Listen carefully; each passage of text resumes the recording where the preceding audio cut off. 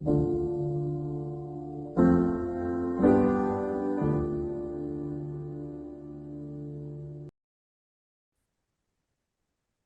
everybody, welcome back to another episode of the Free Con podcast.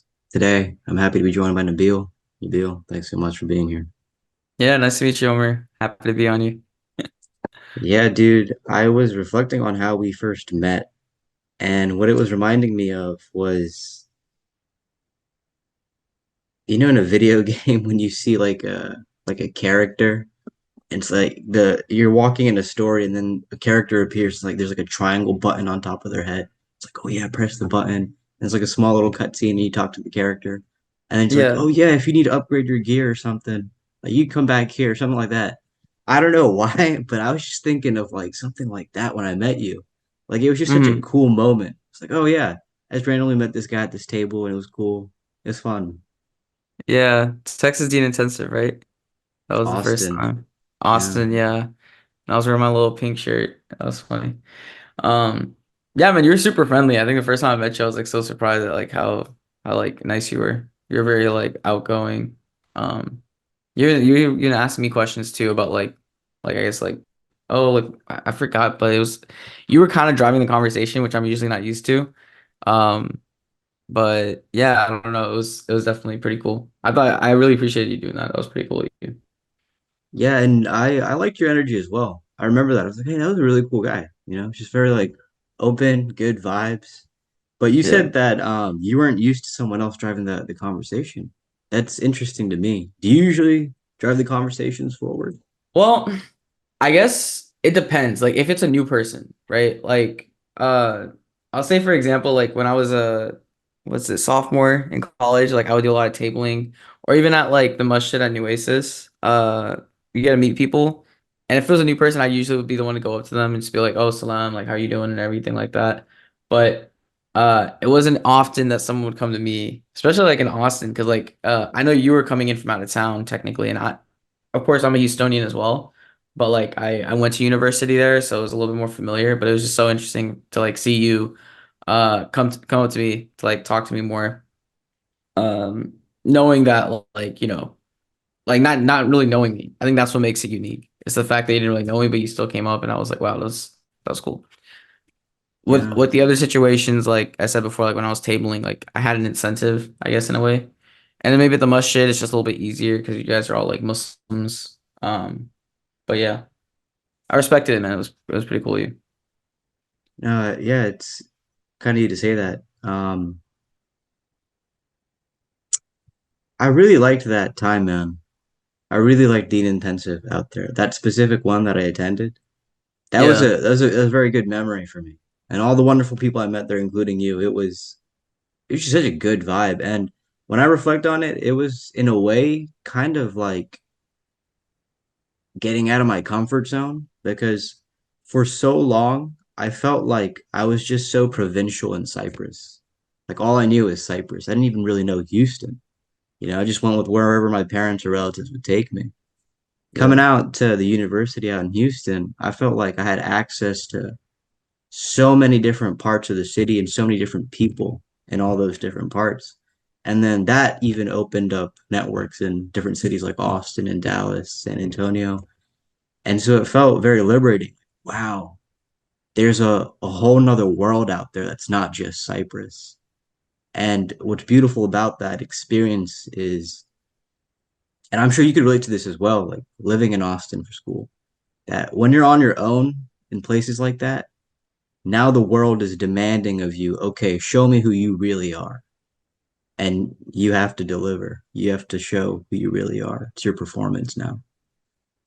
Yeah.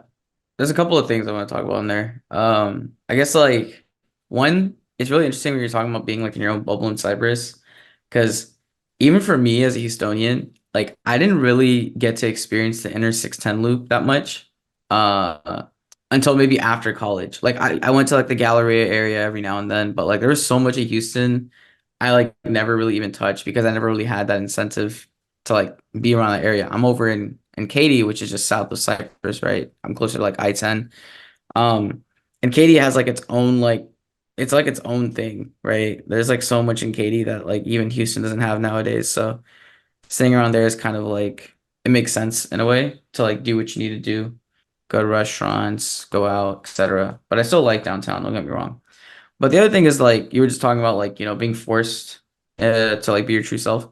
Um, and that's one thing that like is kind of like a common experience, I guess, for most people that go like, out of their city for whatever reason.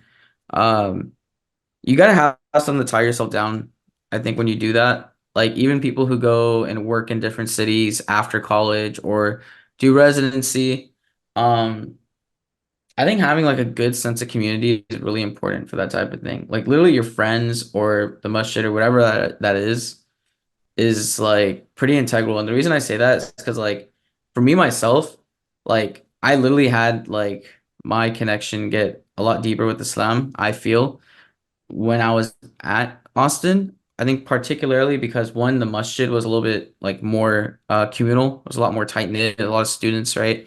Run by students. So you got to really connect more at that level with people who are helping around and leading salah and all that stuff. Um, and then the other reason is also just, like I have like it's like school, go to your apartment, and then like what else do you do, right? Like you can hang out with friends, sure. But your family's not there. No one's really keeping track of you in terms of when you come home, etc. So like it's almost like a coin toss. It's like, do you want to do this or do you want to do that? And a lot of times that decision can really influence how those later decisions are. I think a lot of people too, when they, have those first interactions with a certain club or a certain classmate or a certain organization, like they'll carry that out throughout the rest of their years. First impressions matter a lot. Like, you see people who don't want to switch high schools when they're growing up or schools because like their friends are gonna be left behind. They already know them, so they're more comfortable.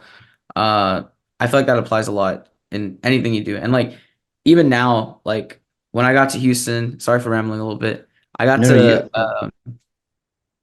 I started like a little frisbee group, an ultimate frisbee group that would play frisbee. By the way, if you want to join, let me know if you're ever down to play ultimate. And it was like it was so interesting because at first it was just a couple people I knew, and then I went to like Mass Katy, and I got to meet more guys from like A&M and Houston because I didn't really know a lot of A&M or Houston guys because I didn't go there. Houston has a U of H. And then they wanted to be part of the group. And then what's even cooler is that there were some residents who knew some of these guys, residents as in like, medical residents. They were doing their residency here in Houston. And I got to meet them. And now like I hit them up like quite often. Like I'm like pretty close to them, I'd say.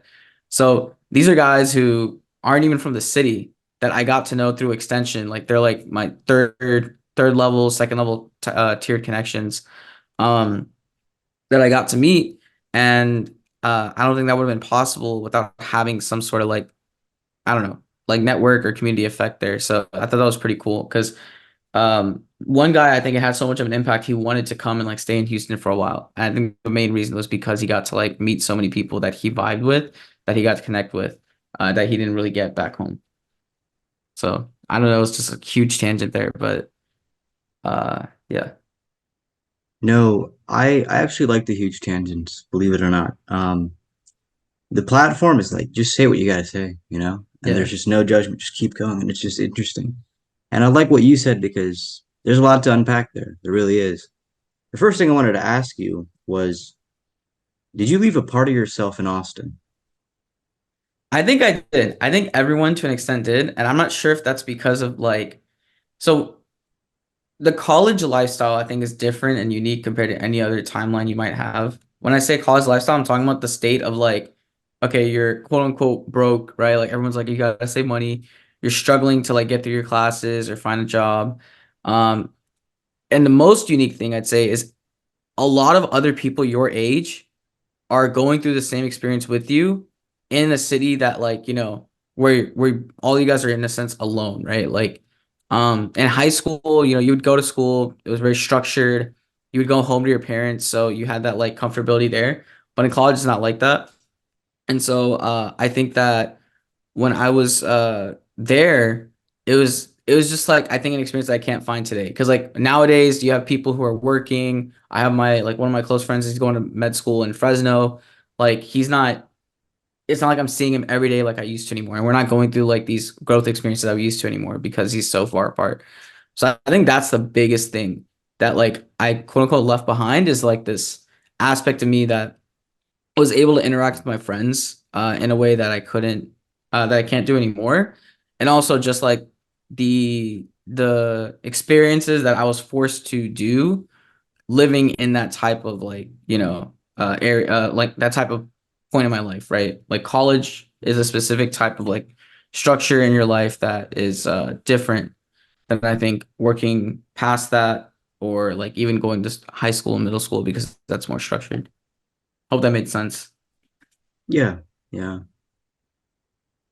Another thing that you had mentioned was about first impressions. And I like how you mentioned that because it is true. First impressions are important. But something I've realized is it's happened a number of times. You meet someone and the first impression is great, but then the next time you meet them or the following times that you meet them, the bar gets lower and lower. And it's like they don't give you that same energy or that same vibe. And it's like, oh, interesting, you know? Yeah. So I think it's cool because it's like, yeah, first impressions are very important, but then it's like, I don't know, maybe not everything is as it appears to be, which is just interesting. It's interesting to me. Something I was reflecting on. But yeah, just that Austin in general, if you had to give it a word, that city, what word would you give it? I can give a typical answer, which I don't know if you know what it is. Weird. Yeah, right. But like, I would say I'm an additional. I'm trying to think. Like, I could maybe think of an analogy. Like, I always tell people Austin is like, I don't want to say S. I guess you could say Austin is like the SF of Texas, the San Francisco of Texas. Why do I say Mm. that? The west side of Austin has the hills, it has Lake Travis, which is very pretty. So you get those like nice aspects of like nature that you would see in California. The weather tends to be better than like Houston because Houston's so humid, right? Austin's like not as humid. It can get hot, not gonna lie, it's still Texas. And then also it's like a tech hub, right? SF is a tech hub. This is like a tech hub. So a lot of companies there doing that. You'll see like one of my favorite things about Austin too is like when I would drive. Actually, this is a funny thing. When I started my first job out of college in Austin, I didn't live in downtown, but I lived I would say by a car ride with no traffic, 15 minutes away, right? My place I lived at though had like in a way sidewalks next to the road that you could in theory take and then you could also cross this bridge that was next to this really beautiful park to get to Austin. I didn't have a car right out of college, so I decided to get an electric scooter that I like owned, and I would just use that. And it was so nice. Like I think one thing that like we can't really do in Houston, right, is walk on the sidewalk as pedestrians or really utilize public transportation the way we want to. Austin's pretty good with that. They're still, they have buses and everything that I think work a lot better than just like a park and ride. But dude, riding a scooter like on those days home from work, like you're not restricted by traffic. You got a lot of like this air blowing past you, and it's like kind of relaxing. And then I would drive by the park, and I would just see a lot of people outside. People are jogging, they're hanging out with their family, and it was like nice to see like people living outside of like their 9 to 5 or just like being human. Um, while I was also clocking out for the day. I don't know how to explain that, but that was like honestly that's iconic for me. Did I don't it know. feel like main character energy for you? I don't know if it felt like main character. It felt like okay. I guess personally, like just in my own bubble, yes, but it was more like I was just observing so many things I normally didn't see. Right? Like I don't think everyone was looking at me or like, oh, this guy's on a scooter. Like sure, I would flex it sometimes, like with my friends, but yeah, I think in public, like there are guys who have way more cooler gadgets than me. Like, the boosted board that people used to have. There's also the one where you like stand on it. It's like one wheel. You stand on it and it pushes forward. Like I've seen people use that. Other people with like really nice bicycles. But it was just cool seeing everyone out. Like if I drive from Houston back home, I'm next to freeways. I'm next to like even in downtown like everyone's in suits. They're not necessarily like I can't imagine myself unless I specifically go to like a park, like Herman Park or something, where I'll see people outside. But over here, this was such a like daily route between where I live to downtown Austin, where I could just like see everyone like living, and it was pretty cool. Wow. Do you still have the scooter? That's a good question. I have it. The amount of times I've had to repair that thing has been crazy. Because like I could go in it like I can just give you some small stuff about this because I don't want to make this a conversation about like how to fix a scooter. But um first of all, I got a scooter called the Xiaomi 360, I think. A lot of people talked about it being good back in the day. It has air tires, right? And so one time tire popped, so I had to replace it. But these tires are so small and highly pressurized. It's not like a normal bike pump that can like, inflate it again. And like also taking the tire out with like a flathead, so difficult. Um, the circuitry also messed up. I tried like what's that called? Overriding whatever. Like I downloaded some like app that would help me override whatever code was on there to bypass this like the normal speed threshold. But then now it doesn't really like do that anymore. It got wet too, especially with that tropical storm that happened. I don't know if you remember that in Houston like a week ago. Were you Oh, familiar with that? I'm tornado? pretty sure Cyprus got hit by that. A Tornado, tornado, right? sorry. Yeah, I don't know why I Yeah. said tropical storm. Yeah. Yeah, man. Like that Almost was took my cat. No, you have a cat? Yeah. What's your cat's name? Well, my family calls him Junior, but I call him Kedioğlu, which in Turkish means the son of the cat. Oh, okay, okay. Yeah. Why'd you pick that name? Son of the cat rather than the cat. I don't know. I don't know. I just that's just how I refer to him. There was this show, back in the day, Darilla Ertuğrul. I'm sure you've heard of it. You said But Ertugrul? yeah, Yeah, yeah, yeah, okay. there was a You character. said show, and I was like, I don't know any Turkish show aside from Ertugrul. So if he says anything, I'm just gonna say, oh, I don't know it, but I know Ertugrul. Yeah, yeah, But yeah, yeah. go ahead. Dude, Sorry. I was onto that stuff before the Daisies were. Like I was onto it when the Turks were onto it. But anyways, Okay, there was this respect. character Because in there. I have a friend who's Daisy who like watched it like a few years ago, but I'm pretty Uh-huh. sure by then they got obsessed because I saw it everywhere on like Twitter and stuff. I Yeah. respect you for being like one of the first pioneers watching it. I appreciate that, man. Yeah, Honestly, I do. But there was that's a cool. character in there. He was a villain. His name was Kurdolu, which means son of the wolf. And so I think it comes from there. It's just like, oh, Kediolu. But my cat's not a villain. He's cool. Yeah, yeah, sure. Yeah. What color is your cat? He's a tuxedo cat. So he's black and white. Oh, that's cute, man. I love tuxedo Yeah. cats. Yeah, yeah. Do you have any cats? I don't. My brother has one, and I get to see it every now and then. But his cat, so I guess they got her from the from like the foster animal shelter place. And she's kind of just like mixed with a lot of different patches. She has like some orange, some white, some like brown, uh, some I wouldn't say orange, sorry, like more like brown, white, and like black on her. So I guess they gave her the name Snickers because of that. She Oh. looks like a little mini Snickers bar or something. She's a very scaredy cat though. Like she's the definition of like scaredy cat, like that idiom people use. Why? Because anytime someone comes by, she'll just hide under the bed. Now there are times when she comes out, like she's familiar with me now, my brother, so she'll walk out a little bit, but I don't know. I I wish like she was a little bit more like, interactive. Like she goes for pets sometimes. It's like one pet a day and then that's it. So I was thinking about Interesting. getting a cat, but I just You haven't. strike me as a guy who would have a cat. Yeah, I mean, what makes you feel like I would have a cat? I don't know. Just I don't know exactly, but like I feel like you'd have a cat and you'd give it a Japanese name, like Yoshi or yeah, something.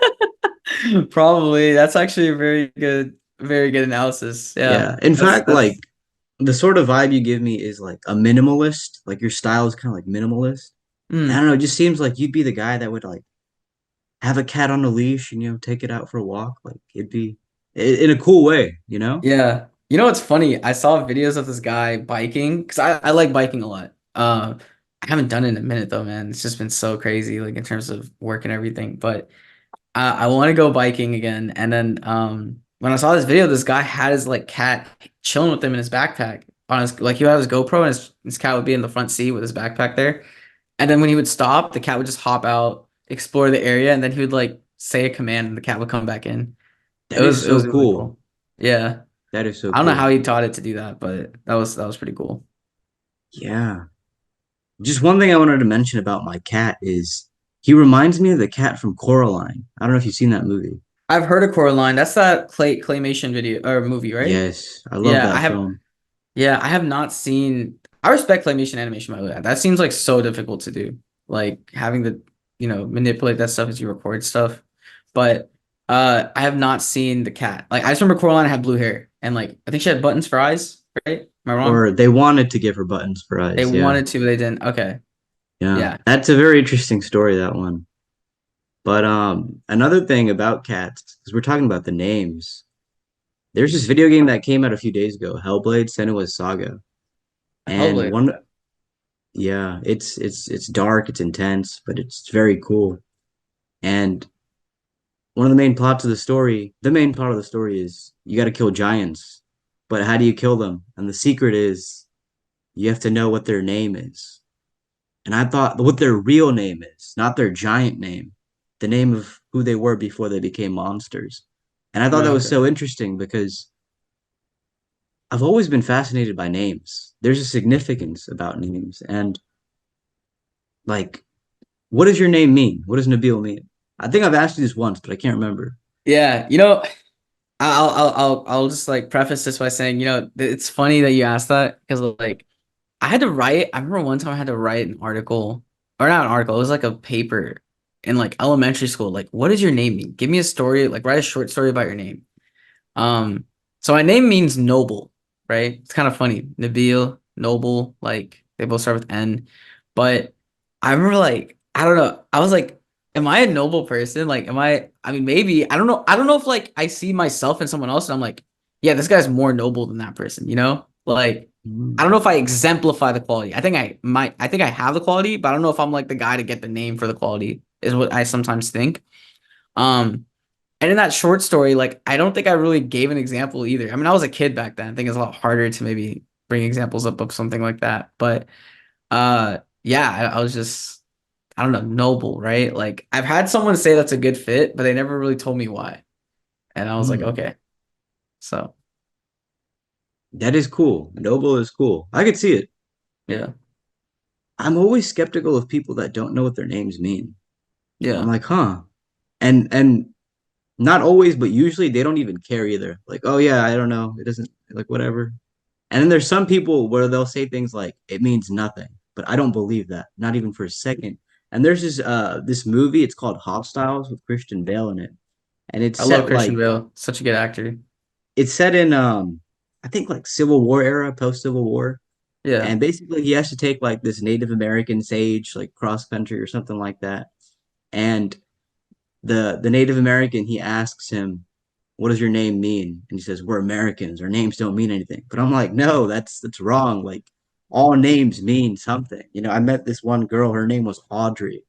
And turns out like in old English or Irish or something, it means like, strong, like strength or Mm. something. And it's like there's so many names out there that have meanings. But like if a person doesn't know that, I wonder I wonder what that says about their identity. They don't know what their name means. Identity is an interesting tangent that we can go into. Names, yeah. Names are so interesting because you know, mm, when you see someone with a name, like I guess my opinion actually is like I always think about it and I embrace it now. I think, growing up, like you're right, it's a part of my identity, right? But it's also somewhat of an identity defined by my parents in the way like, hey, I'm giving you this name. And then I was molded into it. And I'm really trying to wonder, like, your name is Omar, right? And I'm guessing like it's obviously is it from like Omar ibn Khattab? Like, is that why you were named that? Does your name have like a more linguistic meaning in Arabic that you can tell me about? Yeah, so it is named after Umar bin Khattab, radiallahu anh, but Oh, yeah.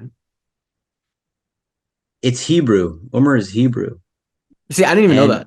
and it means flourishing, which I It think is means really what? fascinating. Flourishing. Flourishing. Oh, wow. Yeah, Okay. yeah. Interesting. So how do you relate that to yourself? Like when you see that and you think, I'm Omar, I am flourishing, right? Like, do you have this like strong tie to it? Like, the only reason I ask this is also for me to understand myself, right? Because, like I said, the word noble and me throughout my life growing up, I never really thought like I've heard people say, Nabil, you're outgoing. Nabil, you're sometimes nice because you do this, right? Nabil, you work hard when you do that. I'm like, okay, cool. If someone said I was hardworking, nice or like outgoing, I could be like, that is me. But when someone's, I haven't really heard a lot of people say you're noble. And that makes me Hmm. think, am I really tying myself to that as I should? Like I wanna have that trait. Or maybe that's maybe something more people implicitly think of and they don't explicitly tell you when they see that trait being exhibited. I don't know. But for yourself, like I'd love to know more about Omer and flourishing and how you relate to that personally. I believe the way I relate to it is it's a relationship of continual striving. So it's interesting. There's a Greek word, eudaimonia, and some would call it happiness, but that's not the correct way to put it. Um, it was a Greek philosopher, and he said that basically what it means is flourishing. So if you really want to be happy, if you really want to be content in your life, you want to be flourishing. And so when I think of that, it's like I want to strive for that. And before I found out that it meant flourishing, my name, like my parents would tell me about Umar bin al-Khattab radiallahu anh, that he was just brave. He was Hmm. confident. He was that guy. And so when I knew that, it's like that's what I want to strive for. So I think when you try to develop a relationship with your name, it's you want to strive for whatever it means, even if it's something like noble. Perhaps that's something you strive for. I don't know. Yeah. Yeah. That's something I would love to do. Like maybe I don't need to like expect it to be something said to me, right? Like the validation of me exemplifying that quality could just be through my actions, like whether it's acknowledged or not. Maybe that's how I should think of it. I don't know. But yeah, I appreciate you sharing that. That's pretty cool. Like, I noticed that it sounds like you know a lot about different cultures and languages. Like you just mentioned Hebrew, Greek, Turkish, and like Arabic in this conversation in terms of like meanings and like reasons why you chose certain names. So, are you like really into languages? I love world cultures, man. Just all the cool Yeah. people you get to meet, like I really love meeting new people and just reading about different cultures and histories and whatnot. So, and I think you're like that as well, right? Because I remember the first time we met, we talked about Japan. Yeah, yeah. I mean, I'm also like really like I grew up really into anime, right? So it's like biased. Like, is he a weeb? I'm not a weeb, right? Like the actual definition of a weeb is someone who wants to be like Japanese. I'm not like that. Now, I'm like, what's interesting about the culture, I think there's a lot of aspects of Japanese culture that I think are really cool. Um, and like, especially in terms of like their technology and everything. Like, for example, Japanese cars, especially the ones in the late 90s, are really cool. My like they have a lot of cool like I guess architecture there. Like you can go to Tokyo for like the urban areas and then Kyoto for more like the rural area with still like a lot of not I want to say rural, but just like there's a lot more nature stuff you can do there. The bullet train, stuff like that is really interesting. Um, I think outside of that, like when I think about other cultures though, like I think now as I'm older, I especially would love like I think a lot of people say this, right? Like I want to travel, I want to go to other places. Like I appreciate other cultures to like always, I think. The reason why is because I think they're like it's always something new. I think there's stuff like living in even in you talking about living in Cyprus, we're living in Houston or living in Texas, and then like we're in America, we're still in a bubble if we're in America, right? Like what's all that other stuff out there that we haven't experienced? And then there's that whole thing too, with the timeline. We're living in America in like the 2024 era. What about before or after, right? Same thing with other countries, like what state were they in. So uh I think it's really cool that you like world cultures. I think for me, I'm not as I think well, first I'm not as well versed, I think, as you are. Or like I don't know as much. But I think we do both, I think, have that sense of appreciation for it. And one thing I do want to do is just like learn more. But yeah, that Japan thing I think was a little bit, not gonna lie, a little bit biased on my side because I don't know. I would always like I bought this like game on the DS called My Japanese Coach because I wanted to learn Japanese before because like my high school didn't offer it. I never really got through it. I took one semester in college though for like really basic stuff. But yeah, yeah, Japan's. Dude, it is. It's such a one thing I I always haven't reflect been, on. by the way. I have not been yet. I feel like you would be that guy. You would be there, and you would be walking your cat on a leash in Kyoto or something. I could see it, Yeah. dude. Do you But do you yeah, travel some much? Um, I guess every once in a while. Yeah, alhamdulillah, every once in a while. What about you? Uh, Not recently. I mean, I've been to a lot of like different states in America. But sorry, I cut you off. Like, if you wanted to say your point, like I was just asking that really quick just to be like, oh, does he travel? But if You you know, wanted you're to good, continue, man. I was I just know gonna I say, yeah. Go ahead. yeah, it happens. No worries. Um, well, two things. First thing I wanted to say was I've always found it so interesting that, like, I was telling this to my dad. I'm like, man, the Asian world is just so different. Like, it's its own world because they have their own way of like seeing things historically and whatever religious beliefs they had. Like here in the West, right? And you could even consider the Middle East, Africa part of that. We all kind of have like an Abrahamic origin, so we kind of have like similar histories and interactions and all that going on. But over Hmm. there, it's like, whoa, because even historically, so many parts of those like countries were isolated or kind of to themselves. And so Yeah. it's so fascinating to me where it's like a different world. And there's a phase in my life where I had an Asian friend group and just hanging out with them and going to the places they would take me. It's like, wow, this is so cool. It really feels like a different world. But the other thing I wanted to ask you was, do you have a favorite anime? Oh, do I have a favorite anime? Bro, I don't know. I feel like it's changed. I have like ones that I'm nostalgically biased towards. I have ones that I think are objectively really good, and then I have ones that are like now just like special in my heart. I guess like off the top of my head, and I feel like it's such a typical answer, but it's honestly really good. I feel like Attack on Titan really is like I don't know if you heard of it. I saw like Is a like couple episodes. yeah, I think it's really great. Really well done. I think from start to finish, the writer knew what he was doing. Really well planned. So I definitely would. It's weird because like if someone doesn't like anime and you recommend that and they watch it, you already set the bar too high, right? Now other stuff might not be that great, but at the same time, it's also like it doesn't have any like crazy tropes or weird tropes going on compared to other stuff to where it's like, well, it's like probably the one of the more most digestible ones, right? But then there's another one that, and I'll just talk about this. I'm not gonna mention the nostalgic one because I feel like I could say DBZ or Yu Yu Hockey Show, but those are like, yeah, I don't know. That's just me being a kid.